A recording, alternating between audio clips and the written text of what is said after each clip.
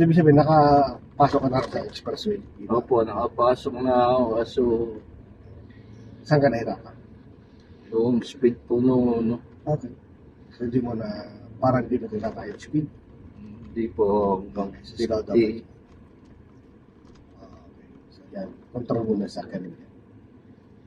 Kasi bawal natin pagkain. Okay. Okay. Tapos, focus ka na sa isang lane, tingnan mo itong katabi mo, itong truck. Dalawang lane naman yan, kunin mo yung bandali sa kaliwa. Yan, sige. Sa kaliwa. Yan, kunin mo tayo. Para safe na safe. Tapos, titingin ka na lang dito. Kasi mag-merge kayo, liliit yan. Titingin ka na sa mirror. Okay. Tapos, maintain mo muna yung speed dyan. Ito po. Okay, maintain mo muna dyan. Tapos, signal ka ng kaliwa. Yan, dito ka muna. Bubuelo to. Bubuelo ka muna. Tapos tingin ka na po sa mirror. Okay, dagdag ko na ng gas. Dagdag ko to. Dagdag pa. Okay, dagdag pa. So wala naman sa akin. Kunin mo lang pag gano'n lang. Para patusok lang. Patusok lang yung gano'n. Yung style. No? Ayan. Okay. So ngayon, kung gusto mo pa mag-change ang leg, ganun din. Kung nagagawin mo, syempre signal na. Tapos try nga natin, signal ka muna. Tapos tingin ka muna dyan. Tingnan mo kung medyo malayo yung nasa likuran. Makikita mo naman kung malayo yan. Siyempre, kung malaki yan masyado siya sa alamin yung sakyan, malapit lang sa iyo. Pero pag nakita medyo maliit lang, ibig sabihin malayo. Yan, kaya yan. Yan, tama yung ginagawa mo. Yan, maganda yan. No? Kunti lang. Kunti-unti lang yung paso. Hindi siya diretso ka. Ganun lang. Kaliwat ka na ganun ang gagawin mo. Pero ganyan. Lagi signal muna.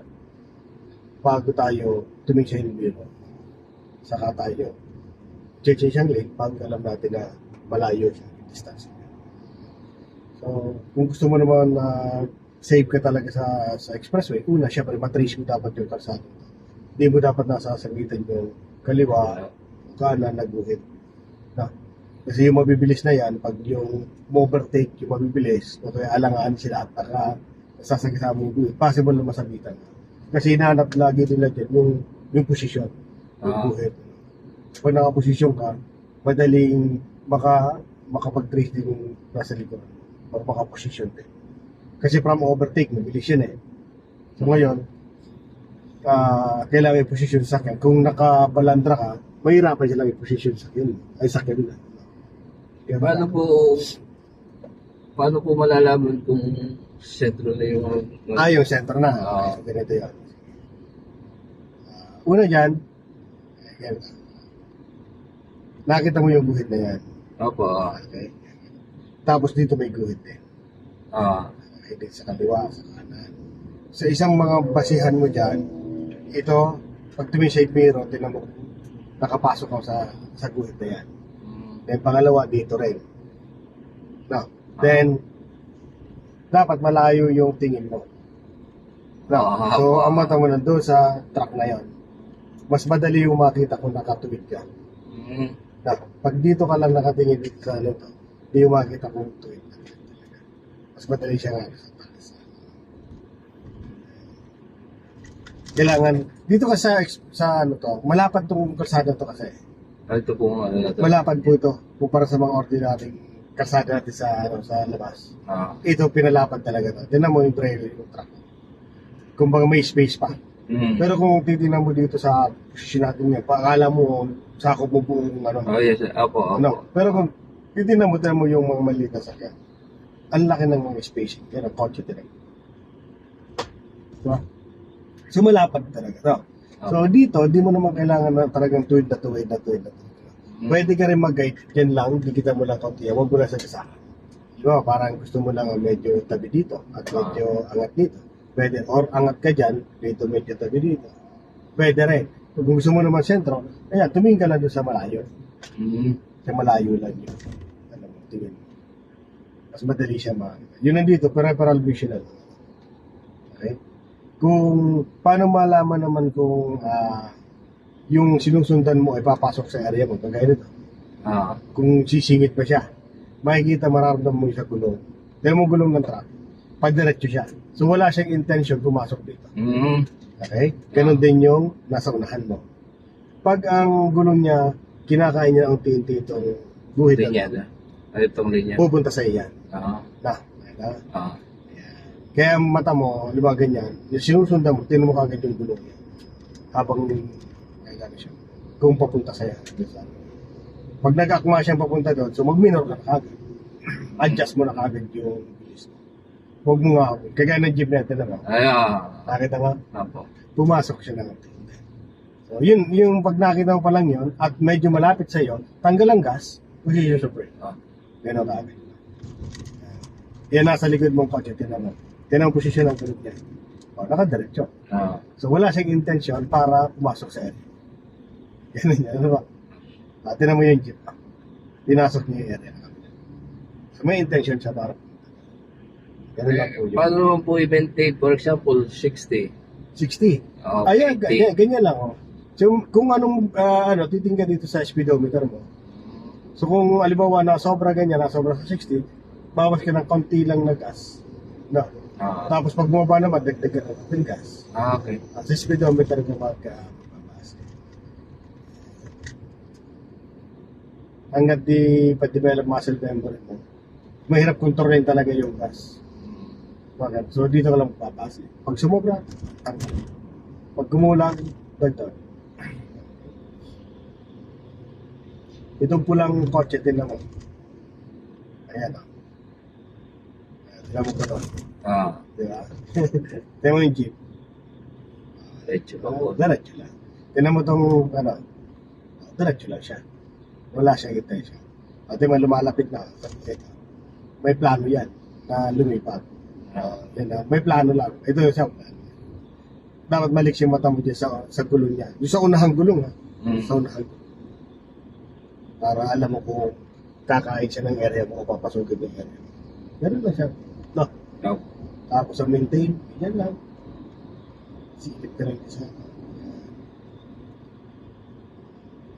Para yung focus mo na ito lang.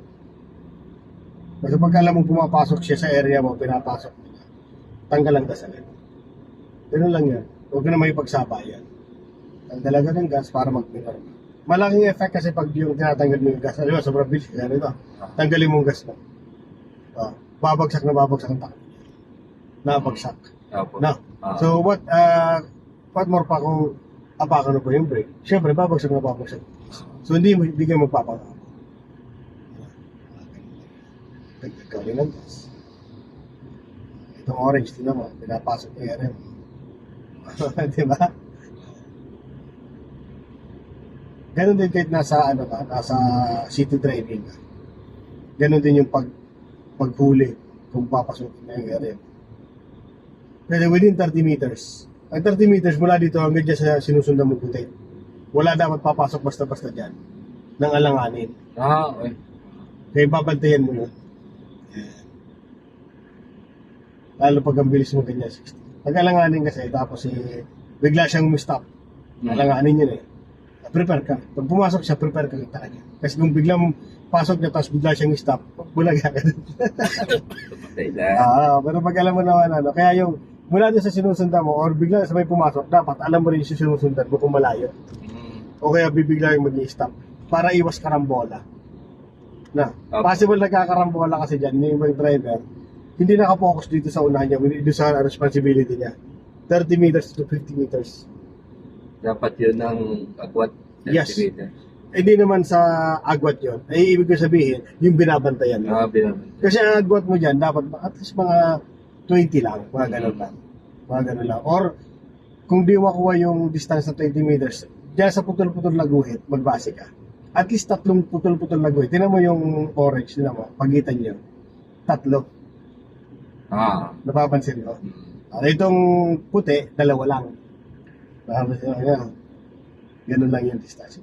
Then sa pinakasave niya, siyempre, kita mo yung lagi yung gulong niya. Pag di mo na makikita ang gulong niyang nasa unahan mo, possible, malapit ka na sa kanya.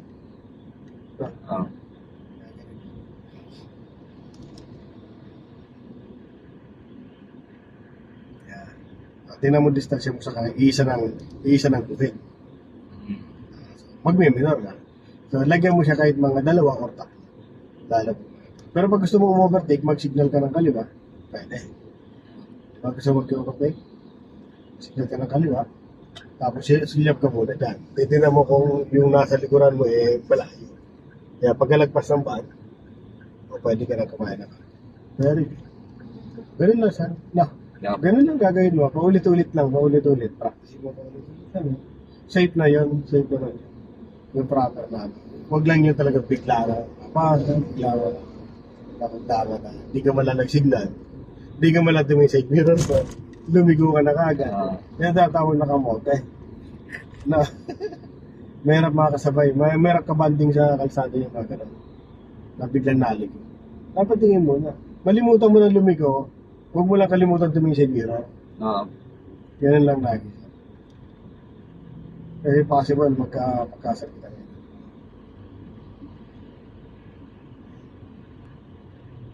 Yan, paulit-ulit na yan gagawin.